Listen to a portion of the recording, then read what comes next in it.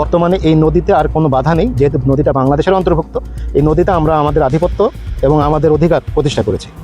হলেও তাই, আর তার সাক্ষী হলো পুরো বাংলাদেশ। সম্প্রতি ঝিনাইদহের মহেশপুর উপজেলার সীমান্ত এলাকায় কোদলা নদীর 4.8 কিলোমিটার অংশ দখলমুক্ত করেছে বর্ডার গার্ড বাংলাদেশ। নদীর ওই অংশ বাংলাদেশি ভূখণ্ডের ভেতরে হলেও এতদিন ভারতীয় সীমান্তরক্ষী বাহিনীর দখল করে রাখায় সে অঞ্চলে বাংলাদেশিরা প্রবেশ করতে পারতেন না। বাংলাদেশি জেলেরা মাছ ধরতে নামলেও বাধা দিত বিএসএফ। নদীর প্রায় 5 কিলোমিটার অংশে এখন যে কোনো বাংলাদেশি নামতে পারবেন বলে আশ্বস্ত করেছে বিজিবি। এই নদীটাতে গত কয়েক বছর ধরে তারা বাধার সৃষ্টি করছিল। আমাদের যারা স্থানীয় জনগণ আছেন, তারা যারা নদী সংলগ্ন জমি আছে, চাষাবাদ করতেন বা নদীতে নামার চেষ্টা করতেন বা মাছ ধরার চেষ্টা করতেন, তখন তারা নানান রকমের বাধার সম্মুখীন হতেন। বর্তমানে এই নদীতে আর কোনো বাধা নেই, যেহেতু নদীটা বাংলাদেশের অন্তর্ভুক্ত।